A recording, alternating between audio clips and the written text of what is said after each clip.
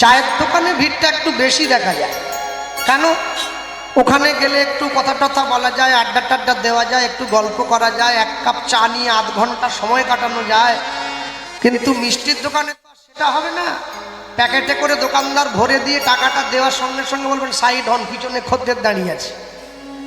তা আপনি আলোচনা করবেন কার সঙ্গে? ঠিক তেমনি আজ থেকে 540 বৎসর আগে চৈতন্য মহাপ্রভু এসে দাঁড়িয়েছেন মানুষের দরজায়। চৈতন্য মহাপ্রভু আসার যে যাই কারণ হোক না কেন, ওই যেটা বলতেছিলাম, যখন আমিও শুনি কীর্তনীয়া বলছেন যেইখানে হয় নাম সংকীর্তন সেটাই শ্রীধাম বৃন্দাবন, এটা শোনা মাত্র আমি হাত তুলে দিই। কেন? সবাই তুলেছে তো আমিও তুললাম। আর আশ্চর্য হলো, আমার পাশে যে বসে আছে সেও তো হাত তুলেছে, কিন্তু সে তো আর তুলে নেই, নামিয়েও দিয়েছে। এবার দেখি হাত নামিয়ে পাশে বসে বসেই এগরোল কিনে খাচ্ছে। সে ভুলে গিয়েছে যে বৃন্দাবন এগরোল ডিম ভাজা খাওয়ার জায়গা নয়। আমি আপনাদেরকে এই জন্যই বললাম, একটু নিজেদের রুচিটা পরিবর্তন করবেন দয়া করে। এতে করে আপনাদের জীবনের সার্বিক কল্যাণ হবে। আজ থেকে 10 বছর, 15 বছর, 20 বছর পরে গিয়ে হয়তো গোপাল কৃষ্ণ পাল এই নামটা থাকবে না।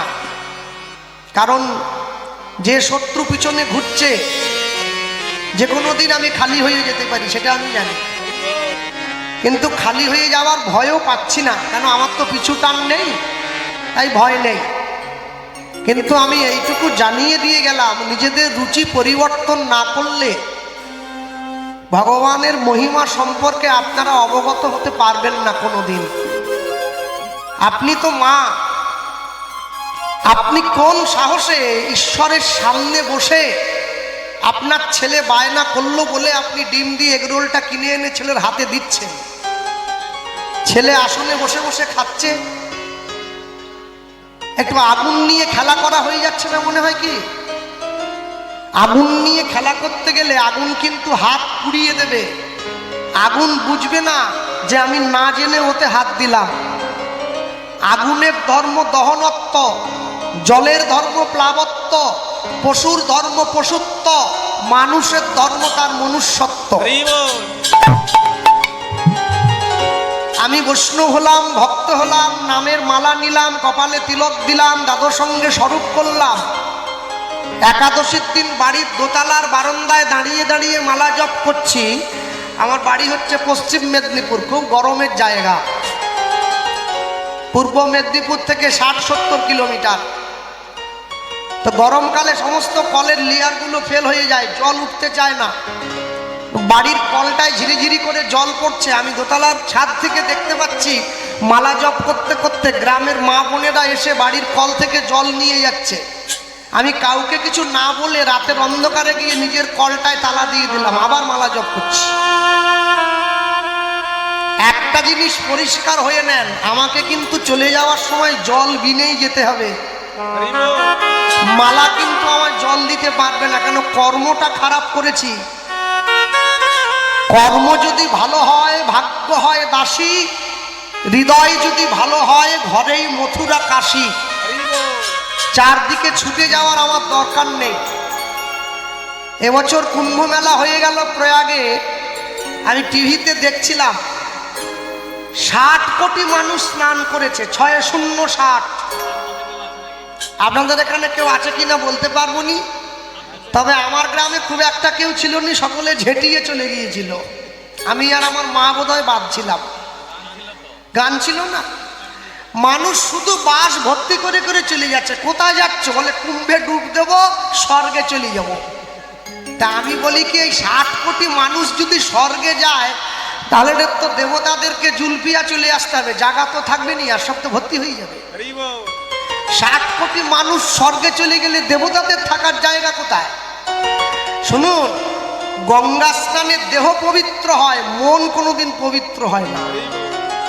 পাপ কিন্তু দেহ করে না, পাপ করে মন। মা জানে বাপ, মন জানে পাপ। আপনি যদি যতবার গঙ্গাসাগরে গিয়ে ডুব দেন না কেন, আপনি মন শুদ্ধ করতে পারবেন না। মনকে শুদ্ধ করতে গেলে আপনাকে চোখের জলের গঙ্গাতে ডুব দিতে হবে, তবে শুদ্ধ হবে। আপনি যদি ঘরের কোনায় বসে ঈশ্বরের নাম নিয়ে নয়ন জলে ভাসতে ভাসতে সেই জলে আপনার দেহটাকে স্নান করিয়ে নিতে পারেন, এর থেকে বড় গঙ্গা আর জগতে কিছু হয় বলে আমার মনে হয় না। মানুষের আশা অনেক, মানুষের চায়ও অনেক, কিন্তু পূরণ করবার মালিক তিনি। যতটুকু চাইবেন অতটুকুই পূরণ হবে, আর যেটা চাইবেন না সেটা কোনো দিনের জন্য পূরণ হবে না। গত পরশুদিন আপনারা টিভিতে খবরের কাগজে একটা জিনিস প্রায় দেখেছেন সকলে। একজন বিখ্যাত বিজ্ঞানী, তিনি মহাকাশে ছিলেন, 8 দিনের মধ্যে ঘুরে আসার কথা ছিল কিন্তু আসতে পারেননি, 9 মাস সময় কাটিয়েছেন। সুনিতা উইলিয়ামস, তিনি ফিরে এসেছেন। ফিরে এসে তিনি পৃথিবীবাসীকে হাত নেড়ে অভিনন্দন জানালেন যে আমি মরি নাই, আমি বেঁচে আছি। যখন তার সমস্ত ব্যাগপত্রগুলো পরিষ্কার করা হলো সাংবাদিকদের সামনে, সকলে দেখতে পাচ্ছে তার ব্যাগের মধ্যে তার প্রয়োজনীয় জিনিসের সঙ্গে সঙ্গে 2টো জিনিস ছিল। একটা হচ্ছে শ্রীমদ্ ভগবত গীতা, আরেকটা হচ্ছে গণেশের একটা মূর্তি। তিনি আমেরিকার মানুষ, কিন্তু ভগবত গীতা সঙ্গে নিয়ে মহাকাশে গিয়েছেন। যারা বিজ্ঞান পড়ে তারা বলে ভগবান বলে কেউ নেই, যারা বিজ্ঞান বই লেখে তারা গীতা বগলে নিয়ে ঘোরে। এটাই হচ্ছে আমাদের দৃষ্টিভঙ্গির তফাৎ। যারা আমেরিকার থেকে ইসকনে আসে, হরে কৃষ্ণ বলতে পারে না, বলে হরে কৃষ্ণ। বলতে পারে না তবু বলে। আর যাদের বলার কথা যারা পারে তারা একবারের জন্য বলে না। আমি এই রুচিটা বদলের কথা একটু বলছিলাম। জীবনে যদি রুচির পরিবর্তন করতে না পারেন তাহলে জীবনে কিন্তু বড় দুঃখ নেমে আসবে। রাবণ মরে যাওয়ার পরে মন্দোদরী যখন ছুটে এলো নিজের স্বামীর মৃতদেহের কাছে, রামচন্দ্র গিয়ে মন্দোদরীর পায়ে প্রণাম করছে। মা, মন্দোদরী উঠে দাঁড়িয়ে রামচন্দ্রকে বুকে জড়িয়ে ধরলেন। তুমি আমার স্বামীর হত্যাকারী, তুমি আমাকে প্রণাম করলে কেন? বলে কেন করলাম জানো? তুমি যখন ছুটে এসেছো তোমার স্বামীর কাছে, তোমার ছায়াটা আমার পায়ের উপরে পড়েছে। তুমি তো মা, তাই আমি সন্তান হয়ে তোমাকে সম্মান জানালাম।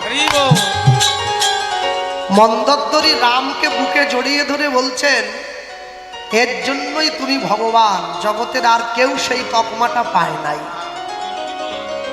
সনাতন ধর্মের মানুষ হিসেবে যারা জন্ম নিয়েছেন, সব সময়ের জন্য জানবেন আপনার বিনতা, আপনার বিনয় আপনার শিক্ষা নির্দেশ করে দেয়, আপনার সংস্কারকে নির্দেশ করে দেয়, আপনার আচরণ আপনার পরিবারকে নির্দেশ করে দেয়, আর আপনার বন্ধুত্ব প্রীতি আপনার চরিত্রকে নির্দেশ করে দেয়। তাই জীবনে যা কিছু করবেন, যা কিছু করলেন, সবার আগে যদি সম্ভব হয় একটু নিজের রুচিটার পরিবর্তন করবেন দয়া করে। যে গ্রামে হরিনাম হচ্ছে, যে গ্রামে কীর্তন হচ্ছে, আমি একবারও বলবো না সেই গ্রামের লোক আমিষ খাবে না, কিন্তু আমি এইটুকু বলতে চাই যে কদিন গ্রামে হরিনাম হবে, সেটা একদিন হোক চাই 2 দিন, এই 2টো দিন আপনারা বাড়িতে হোক, নিজেদের ঘরে হোক, দোকানে হোক, আমিষ খাওয়াটা বন্ধ রাখুন। এতে গ্রামের মানুষের কল্যাণ হবে, এতে আপনাদের সকলের কল্যাণ হবে। আমি তো আপনাদের দক্ষিণ 24 পরগনায় আসলেই শুনি, দাদা আজ আমাদের ভাত হবে না। কেন? আজ আমাদের হরিনাম। ও, ভাত হবে না, আর দোকানে গিয়ে ডিম চাউমিন খাওয়া হবে। কি নিয়ম? হ্যাঁ, উনুন জ্বলবে না। কেন জ্বলে না? যাতে গ্রামের মানুষ শীতলতা প্রাপ্ত হয়, ঈশ্বরের করুণা শীতল, গ্রামের অশান্তির আগুনটা নিভে যায়, তাই উনুন জ্বলে না। তাহলে বাইরের উনুনটা নিভিয়ে দিয়ে ভেতরের উনুনটা জ্বালছেন কি জন্যে? 2টো দিনের তো ব্যাপার। আর যারা আত্মীয় এসছে, আত্মীয় তো বলবো না, কুটুম বলবো, যারা কুটুম টুটুম এসছে একটু বোঝান তাদেরকে যে হ্যাঁ রে, একটা দিনের তো ব্যাপার, একটু দাঁড়িয়ে যা, কালকে নগর কীর্তনটা হয়ে যা, মহাপ্রভুর ঘরটা বেরিয়ে যাক, তারপর দেখবি একবারে মুরগির ঘরে নিয়ে গিয়ে ঢুকিয়ে দেবো, ধরবি আর খাবি, বেরোবার দরকার নেই, ওইখানে বসে থাকবি, যতক্ষণ ইচ্ছে খেতে থাকবি, একটা দিন দাঁড়িয়ে যা। মনে রাখবেন সব সময়ের জন্যে দক্ষিণ 24 পরগনা প্রত্যেকটা হরিসভায় গিয়ে আমি এই কথাটা প্রচার করি। আজও আপনাদের এখানে করলাম। যারা জ্ঞানীগুণীজন বসে আছেন, কমিটির বয়স্ক বৃদ্ধজন আছেন, তারা আমার কথাটা একটু বিচার করবেন। ভক্তমণ্ডলী, ভক্তিমতী মায়েরা, চলুন। এই যে চৈতন্য মহাপ্রভুকে আপনারা দেখছেন, যে মহাপ্রভু দুটো হাত তুলে দাঁড়িয়ে আছেন, খালি গায়ে গায়ে কোনো পোশাক পরেননি, একটা সাদা ধুতি পরেছেন, একটা উত্তরী নিয়েছেন। চৈতন্য মহাপ্রভু সুভাষচন্দ্র বসুর মতো হাত বাড়িয়ে ঘোড়ার পিঠে চেপে মানুষকে বলেননি, give me blood I shall give you freedom, তোমরা আমাকে রক্ত দাও আমি তোমাদের স্বাধীনতা দেবো। তিনি সুকান্ত ভট্টাচার্যের মতো গালে হাত দেননি, বিবেকানন্দের মতো পাগড়ি পরেননি, তাকিয়ে দেখুন খালি গায়ে আছে। কেন বলুন তো? চৈতন্য মহাপ্রভুই কলিযুগের মানুষকে প্রথম আত্মসমর্পণ করতে শিখিয়েছিলেন, এইভাবে হাত তুলে। দুটো হাত না তুললে আত্মসমর্পণ হয় না। রাম হাত তুলে নেই, কৃষ্ণ হাত তুলে নেই, নারায়ণ হাত তুলে নেই, বিষ্ণু হাত তুলে নেই, মহাপ্রভু হাত তুললেন। কেন বলুন? একটাই কারণ, মহাপ্রভু জানতেন আত্মসমর্পণ না করলে কলিযুগের জীব কোনোদিন নিস্তার পাবে না, তাই আত্মসমর্পণ করতেই হবে। 144 ধারা যেখানে জারি হয়, পুলিশ নিয়ম করে দিয়েছে হাতটা তুলে যেতে হবে, নামালেই গুলি করে দেবে। এই যে হাত তুলে থাকা চৈতন্য মহাপ্রভুকে যিনি আমাদের মাঝে এনে দিয়েছেন, আমরা তার কথা আজকে শুনছি। হরিসভায় বসে যার কথা শুনবো, তিনি আমাদের এই পাড়ের এই বাংলার মানুষ নয়, তিনি ওই বাংলার মানুষ, যাকে আপনারা বাংলাদেশ বলেন। আগে তো একসঙ্গে ছিল, 71-এর মুক্তিযুদ্ধের পরে ভাগ হয়েছে, ওটা বঙ্গদেশ, এটা পশ্চিমবঙ্গ বা ভারতবর্ষ। এই যে দুটো জায়গা ভাগ হয়ে গেল, এই বাংলাদেশের ফরিদপুর জেলার কাঞ্চনপল্লী গ্রামের এক বিধবা মায়ের 11 বছরের ছোট ছেলে, যার নাম হচ্ছে বাসুদেব দত্ত, বৈষ্ণব হয়েছে। 11 বছরের ছেলে মায়ের কাছে গিয়ে প্রশ্ন করছে, মা আমায় বলতে পারো কোথায় গেলে গৌর পাওয়া যায়? মা বলছে, খোকা ভারতবর্ষে নবদ্বীপ বলে একটা জায়গা আছে, পশ্চিমবঙ্গের মধ্যে পড়ে, তুই যদি নবদ্বীপে যেতে পারিস গৌর পেলেও পেতে পারিস। শুরু থেকে লীলামাধুর্য গাইছি, অনেক বড় আছে, বলতে হবে, অনেক কথা বলার আছে। মায়ের চরণে প্রণাম করে ছেলে আসছে গৌর খোঁজার জন্যে। লীলামাধুর্য পরম বৈষ্ণব মহাজন শ্রীল বাসুদেব দত্ত ঠাকুর এসছে গৌরাঙ্গ। মায়ের চরণে প্রণাম করে ছেলে চলে আসছে, রাস্তায় যাকেই দেখছে তাকেই বলছে, আমায় বলুন না কোথা গেলে গৌর পাই? ওই মহাজন লিখছেন, বলি গোরা গুনে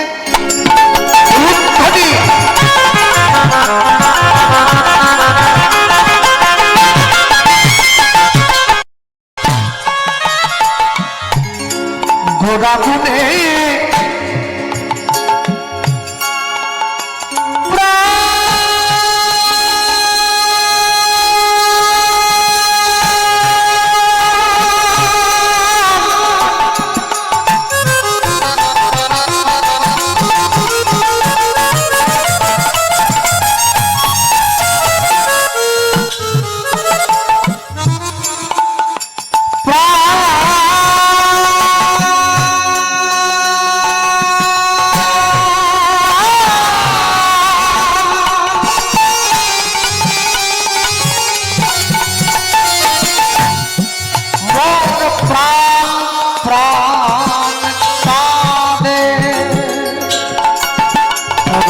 গুনে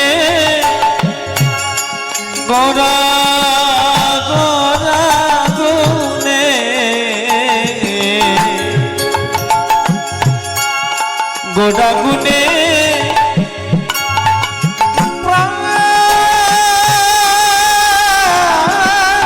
কাঁদে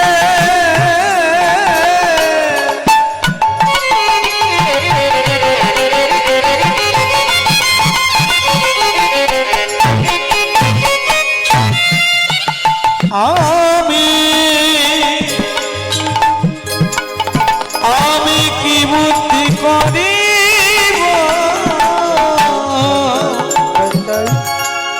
গোড়া গুনে গোড়া গোড়া গোড়া গুনে প্রাণ কাঁদে। বেশ করো।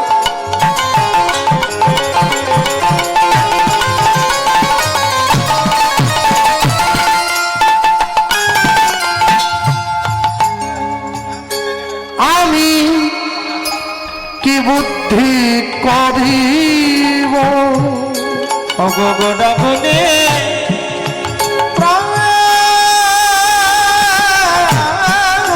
কাঁদে।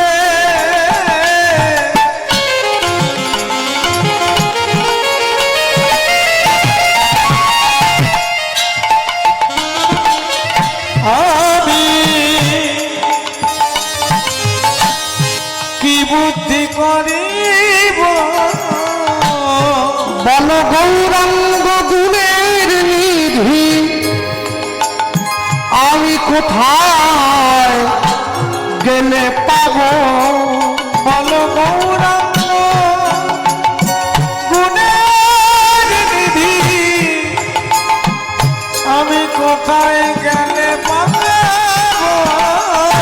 আমি গৌরাঙ্গ গুণের নিধি আমি কোথায় গেলে পাব? বল গৌরাঙ্গ গুণের নিধি আমি কোথায় গেলে পাব? আলি কোথা গেলে পাবো বলো? আমি কোথায় গেলে পাব বলো? আমি কোথায় গেলে পাবো বলো? আমি কোথায় গেলে ইকোটা কমাও। পাব বলো? আমার মন বড় ব্যাকুল হইল আমি কোথায় গেলে পাব বলো? শুধু দুনয়নে আসে জল। আমি কোথায় গেলে পাব বলো? আমার চিত্ত বড় ব্যাকুল হইল কোথায় গেলে পাব বলো? অগল উপায় তোমরা বলে দাও গো। আমি কোথায় গেলে পাব বলো? বলে গৌর বিহারে মন চঞ্চল হইল কোথায় গেলে পাব বলো? শুধু দুনয়নে আসে জল।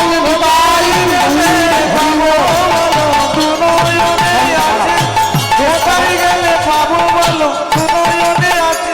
আমি কোথায় গেলে পাব বলো? গৌরাঙ্গ গুণের নিধি কোথায় গেলে পাব? আমি গৌরাঙ্গ গুণের নিধি কোথায় গেলে পাব? কারোর যদি বাড়িতে টিভিতে ছবি না আসে তাকে টিভির মিস্ত্রির কাছে যেতে হয়। কলের মিস্ত্রির কাছে গেলে টিভিতে ছবি আসে না। মুদিখানার জিনিস শেষ হয়ে গেলে মুদিখানার দোকানদারের কাছে যেতে হয়। সবজির দোকানে গেলে মুদিখানার জিনিস পাওয়া যায় না। ভগবানের সঙ্গে সাক্ষাৎ করতে গেলে ভক্তের কাছে যেতে হয়। অভক্তের কাছে গেলে ভগবান পাওয়া যায় না। আপনি যেখানে সেখানে গিয়ে যাত্রার কাছে ঈশ্বরের খোঁজ করবেন, আপনি পাবেন না। আগেকার দিনের বয়স্ক লোকেরা মেয়ে দেখতে গেলে মেয়ের বাড়িতে গিয়ে ছেলের বাড়ির লোক মেয়ের মাকে বলতে একটা কড়াই আর খুন্তি নিয়ে আসুন তো। আমাদের মেদিনীপুরের দিকে বলতো। বলে কেন কড়াই খুন্তি দিয়ে কি করবে? আনুন না। এবার শুধু কড়াই আর খুন্তিটা মেঝেতে রেখে দিয়ে মেয়েকে বলতো, মা একটু খুন্তিটা নাড়ো তো। ও কড়ার মধ্যে খুন্তি নাড়া দেখলেই বোঝা যায় রান্নায় কতটা পটু। আদৌ পারবে না সব কেটে কুচিয়ে ফেলবে। ওটা মানুষ জানতো, আমরা তো জানি না, বয়স্কদের মুখে শুনেছি ছোটকালে। তা এখন তো আর সে প্রথা নেই। এখন তো বিয়ে করতে যাওয়ার আগেই মেয়ের বাবা বলে দেয়, আমার মেয়ে কিন্তু রাঁধতে পারবে নি, জামাই তোমাকে কিনে খেতে হবে। হ্যাঁ, সারা জীবন পাউরুটি খেতে খেতে জামাই আর মেয়ে পাউরুটির মতো হয়ে পড়েছে, মাঝখানটা ফোলা, পিছনটা পুড়িয়ে গেছে, যে কোনো মুহূর্তে গলিয়ে পড়বে, শেষ। হ্যাঁ, মায়ের হাতের আটার রুটির যে স্বাদ ও পাউরুটিতে পাওয়া যায় না। জগতে যে জিনিসটা ভালো হয় তার বিজ্ঞাপনের দরকার পড়ে না। একলা হয়ে তোমার জন্য দাঁড়িয়েছিলাম গলির কোণে, ভাবি আমার মুখ দেখাবো, মুখ ঢেকে যায় বিজ্ঞাপনে। যে জিনিসটা ভালো হয় তার জন্য বিজ্ঞাপনের দরকার নেই, যেটা খারাপ ওর জন্য বিজ্ঞাপনের দরকার হয়। ঠিক তেমনি ভালো মানুষ চেনা যায় হাতে আর পায়ে, মন্দ মানুষ চেনা যায় ভাষা ব্যবহারের গায়ে। যে মানুষটা ভালো হয় না তার হাত পা, তার কথা বলাটাই সুন্দর। আর যে মানুষটা মন্দ হয় তার কথাবার্তাগুলোই খারাপ, ওটাই বোঝা যায় মানুষটা ঠিক না। দেখবেন, আমার কথা একটু দুঃখ পাবেন না, যে দোকানদার দোকানের উপরে লিখে রাখে সততাই আমাদের একমাত্র মূলধন, honesty is the best policy, ও সব থেকে বড় চিটিংবাজ, ওর দোকানে খবরদার ঢুকবেন না। যে সৎ হয় তাকে লেখে জানাতে হচ্ছে আমি সৎ, মানুষ আপনাকে দেখলেই তো চিনে যায়। মহাজন কি বলেন, যাকে দেখিলে মুখে আসে কৃষ্ণ নাম, জানিবে সেই বৈষ্ণব তাকে করিবে প্রণাম। তাহলে যে প্রকৃত বৈষ্ণব হয়েছে সে কি গায়ে চিঠি নিয়ে ঘুরে বেড়াচ্ছে আমাকে প্রণাম করো আমি বৈষ্ণব? সে জানে যার ভালো লাগবে সে এসে এমনিতেই আমাকে প্রণাম করবে। মনে রাখবেন, পৃথিবীর থেকে চলে যাওয়ার আগে সমস্ত কিছুর হিসেব দিয়ে এখান থেকে যেতে হবে, আপনি এমনি এমনি যেতে পারেন না। এতক্ষণ পর্যন্ত যাদেরকে ধরে ধরে প্রশ্ন করছে এক দুই করে, কেউ বলতে পারছে না। কে বলে কে গৌর, কোথায় বাড়ি, কোথায় থাকে, চিনি না, জানি না, বলতে পারবো না। এই বলতে বলতে বলতে বলতে যে খাবে চিনি তাকে যোগায় চিন্তামণি। ভক্তের সঙ্গে দেখা হয়ে গেছে, ভক্তের কাছে গিয়ে দাঁড়িয়ে বলছে আপনি আমায় বলতে পারেন কোথায় গেলে গৌর পাওয়া যায়? সেই ভক্ত ছেলেটাকে কাছে ডেকে বলছে, বাবা এইটুকু ছোট্ট ছেলে, তুমি কোথার থেকে এসছো তা তো জানি না, কিন্তু তুমি আমায় বলো গৌরের সঙ্গে তোমার কি দরকার? আগে সেটা তো আমি আপনাকে বলবো না, যার সঙ্গে দরকার তার সঙ্গেই কথা বলবো। আপনি শুধু আমায় বলুন কোথায় গেলে গৌর পেতে পারি। বলে শোন এদিকে, এই যে মেঠো পথটা দেখছিস, মাটির রাস্তা, হ্যাঁ এই মাটির রাস্তা দিয়ে সোজা চলে যাবি, একটা গ্রাম পড়বে, যে গ্রামের পাশ দিয়ে গঙ্গা বয়ে গেছে ওই গ্রামটার নাম নবদ্বীপ, ওইখানে গৌর আছে। তাহলে তো ডায়মন্ড হারবারের পাশ দিয়েও গঙ্গা বয়ে গেছে, তাহলে কি ডায়মন্ড হারবার নবদ্বীপ? ডায়মন্ড হারবারে গঙ্গার পাড়ে বসে তো মেয়েরা সিগারেট খায়, নবদ্বীপে খায় নাকি? বলে না, সেটা কেন হতে যাবে? তাহলে এমন একটা কিছু পরিচয় বলুন যেটা বললে ঝট করে চিনিয়ে নিতে পারবো। বলে যে গ্রামের প্রত্যেকটি মানুষের মুখে, কি ছেলে কি মেয়ে কি নারী কি পুরুষ, সবার মুখে গৌরের নাম শুনতে পাবি, সেই গ্রামটার নামই নবদ্বীপ। যারা বৃন্দাবনে গিয়েছেন যদি যান দেখবেন, বৃন্দাবনের মুসলিম যারা না তারাও পর্যন্ত বলে রাধে রাধে। এখানেই বোঝা যায় ওরা বৃন্দাবনের মানুষ। হ্যাঁ, আগে আগেতে তো রিক্সাতে কোনো হর্ন ছিল না, রাধে রাধে বললে সাইড হয়ে যেত। এখন তো রিক্সা নেই, টোটো উঠেছে, টোটোতে হর্ন আছে, কিন্তু যাদের টোটো পুরনো হয়ে গেছে ওরা হর্ন রাখে না, ওরা আপনার কাছে এসে চেঁচিয়ে বলে রাধে রাধে, বললেই পিছনের সামনের লোক ভাবে টোটো আসতেছে, সরে যেতে হবে। ওটা বৃন্দাবনের পরিচয়। ঠিক তেমনি ভাবে ওই লোকটি যখন পরিচয়টা দিয়ে দিয়েছে, ছেলেটা এক পা দু পা করে সোজা এসে পতিত পাবনী মা গঙ্গার পাড়ে দাঁড়িয়ে মা গঙ্গাকে প্রণাম করে বলছে, মা আমি যেন গৌরের খোঁজটা নিয়ে নিতে পারি। ঠিক এমন সময় দেখতে পাচ্ছে একজন বয়স্ক লোক এই পথেই আসছে গঙ্গা স্নান করার জন্য।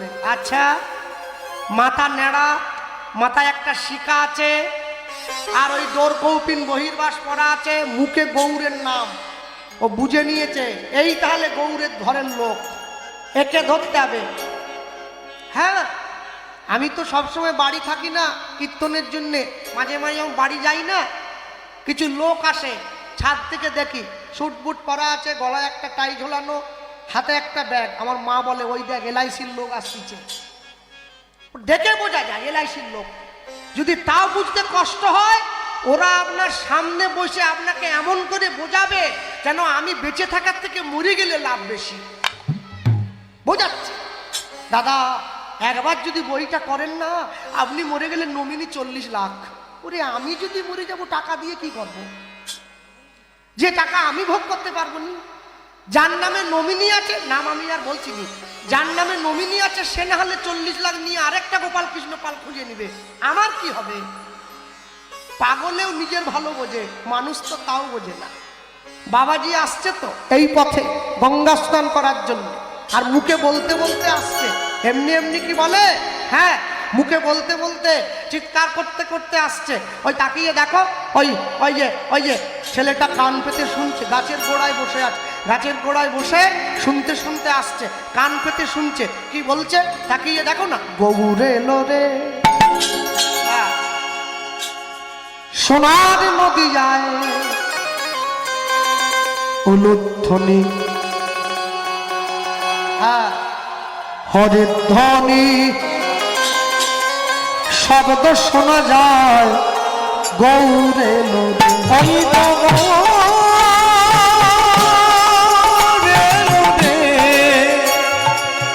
একটু হাত তোলা যাবে, একটু তালি দেওয়া যায়।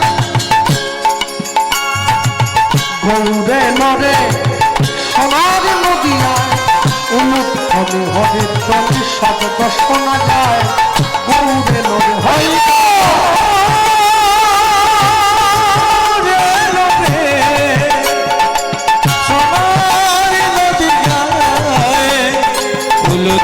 ঘরে ঘরে শব্দ শোনা যায় ওদের গৌরে লোরে। গৌরে লোরে সঙ্গে নিতাই লোরে, ওই না গৌরে লোরে সঙ্গে নিতাই লোরে। গৌরে লোরে সঙ্গে নিতাই লোরে। মায়ের হাত নামিয়েছে কারা? আমি সব সময় বলবো নি, হাত যদি নামা যাওয়ার সময় কমিটিকে বলে যাব লক্ষ্মীর ভান্ডার পাবেনি। লোক আমি সুবিধের নয়, তুলে থাকো। গৌরে লোরে সঙ্গে নিতাই লোরে উলুধ্বনি, গৌরে লোরে সঙ্গে নিতাই লোরে। গৌরে লোরে সঙ্গে নিতাই লোরে। গৌরে লোরে সোনার নদিয়া উলুধ্বনি হরির ধ্বনি শব্দ শোনা যায় গৌরে লোরে। ওই গৌরে লোরে সোনার নদিয়ায় উলুধ্বনি ঘরে ঘরে শব্দ শোনা যায় ওদের গৌরে লোরে। কেটে তোরা নাম নিবি রে ছুটে ছুটে কে তোরা নাম নিবি রে ছুটে ছুটে আয়। প্রেম জীবের লাগি নিতাই গৌর আপনে বিলায়। প্রেম জীবের লাগি নিতাই গৌর আপনে বিলায়। প্রেম কলসে কলসে ঢালে তবু না ফুরায়। প্রেম কলসে কলসে ঢালে তবু না ফুরায়। প্রেম কুল ভাঙিয়া ঢেউ আসিয়া লাগলো গোড়ার পায়। প্রেম কুল ভাঙিয়া ঢেউ আসিয়া লাগলো গোড়ার পায়। ওই তো গৌরে লরে সোনার নদিয়া অনুধ্বনি হরির ধ্বনি শব্দ শোনা যায় মোদের গৌরে লরে। ওই তো গৌরে সোনার নদিয়া উলুধ্বনি ঘরে ঘরে শব্দ শোনা যায় মোদের গৌরে লোরে। ওই তো গৌরে লরে সোনার নদিয়া উলুধ্বনি ঘরে ঘরে শব্দ শোনা যায় মোদের গৌরে লোরে। ওই তো গৌরে লরে সোনার নদিয়া ধ্বনি হরি ধ্বনি শব্দ শোনা যায় বাউতে এলো রে। আরে বলো ভাই শ্রীকৃষ্ণ চৈতন্য মহাপ্রভু কি জয় পরম দয়াল নিতাই চাঁদ কি জয়। নিতাই গৌর প্রেমানন্দ হরি বল নিতাই গৌর। হরি করিব। বাবাজি এক পা দুপা করে এই পথেই তো আসছে, আর যেই এক পা দুপা করে কাছে এগিয়ে এসছে ছেলেটা লুকিয়ে বসেছিল, ঝাঁপ দিয়ে গিয়ে পায়ে পড়ল। এই কে রে? এক্ষুনি পড়ে যেতাম। ছাড় ছাড় ছাড়, পা ছাড়, পা ছাড়, ওরে পা ছাড়, পড়ে যেতাম, পা ছেড়ে দে। অনেক করে বলার পর যখন ছেলেটা কোনো মতেই পাটা ছাড়ছে না, এবারে বাবাজি একটু রেগে গেল, প্রধান্বিত হয়ে বলে উঠলো, চোরের মতো পাটা জড়িয়ে ধরলি, পাটা ছাড়। যেই চোর বলে দিয়েছে পাটা ছেড়ে দিয়ে উঠে দাঁড়িয়ে বাবাজির দিকে আঙুলটা বাড়িয়ে বলছে, মুখ সামলে কথা বলো। হ্যাঁ, তুই না বলে বিনা দোষে আমার পা জড়িয়ে ধরলি, আমায় আবার মুখ সামলে কথা? হ্যাঁ, তুমি বিনা দোষে পরের বাড়ির ছেলেকে চোর বলছো, এত বড় সাহস তোমায় দিল কে? বাবাজি বলে, ওরে তুই তো দেখি চোরের মায়ের বড় গলা রে। হ্যাঁ, মিথ্যে কথা বলে পায়ে পড়লি, কোথায় মাথা নিচু করে থাকবি, তা না আবার উঁচু গলায় চোপা করছিস। বেশ করেছি বলেছে, আবার বলবো, তুই চোর, তুই চোর, তুই চোর।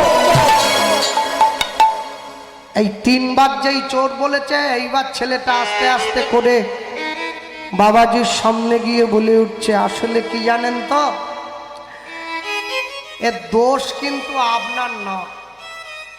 আপনি যে আমাকে চোর বলছেন না, এর দোষ আপনার নয়, এর দোষ আপনার রক্তের। আমার চল, আমার রক্ত তুলছে। হ্যাঁ, এই তুই তুই আমাকে চিনিস? তুই, আমি কে তুই? আমার জানার দরকার নেই। যে নিজে যেমন সে অন্যকে মনে করে তেমন, যার যেমন ভাব তার তেমন লাভ, যার যেমন কান তার কানে ঢোকে তেমন গান।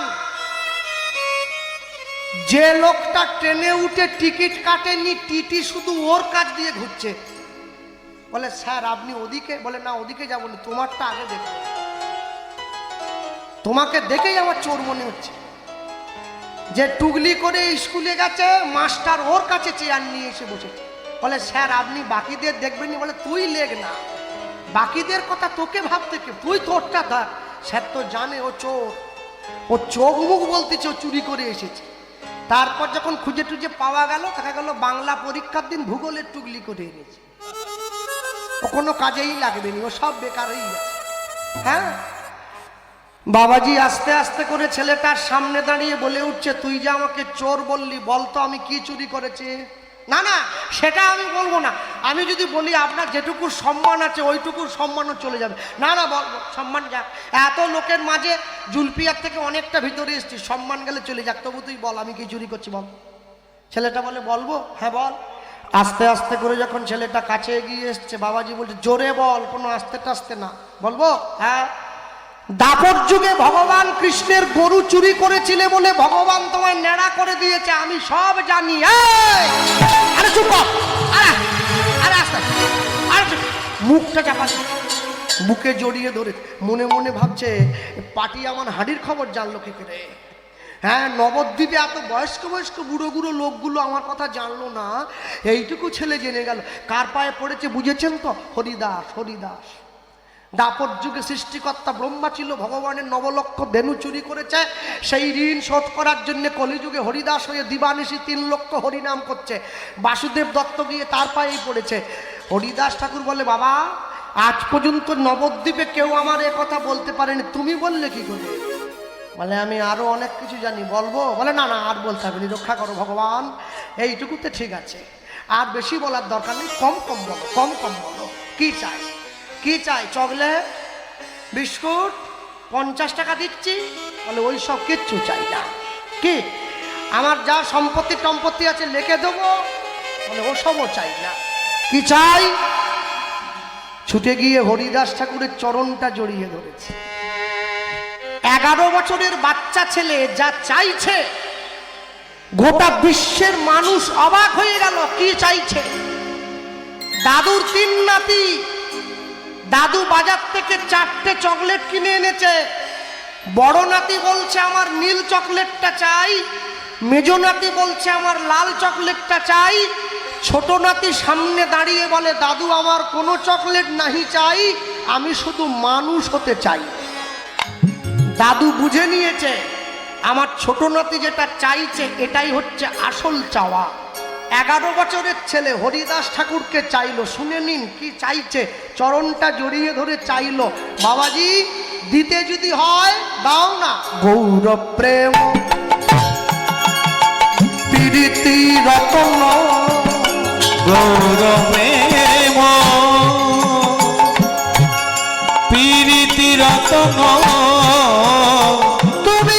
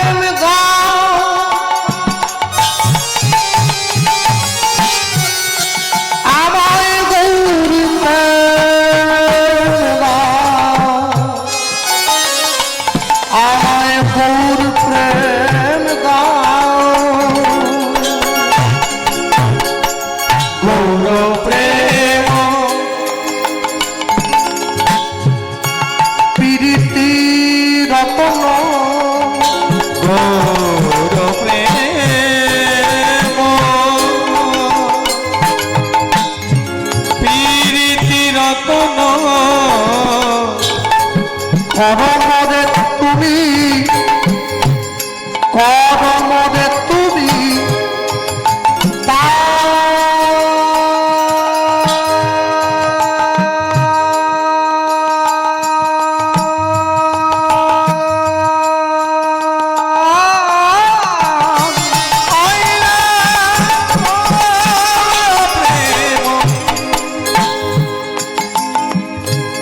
প্রীতি রতন, তুমি মনে করো, তুমি মনে করো, তুমি মনে করো ওগো বাসনা পুরাও মোর আশা মিটাও, রাখো বৈষ্ণবের সম্মান, ভগবাসনা পুরা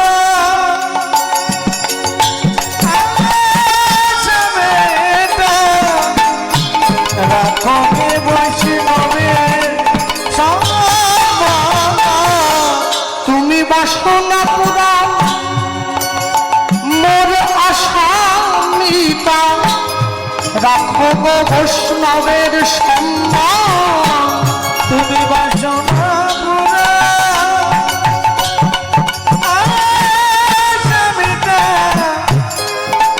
রাখো বৈষ্ণবের সম্মান, তুমি কৃপা করে দান করো, তুমি কৃপা করে দান করো হে, গৌর প্রেম আর ভক্তি সম্পদ, তুমি কৃপা করে দান করো হে, বলি তুমি দিলেও গৌর দিতে পারো, তুমি কৃপা করে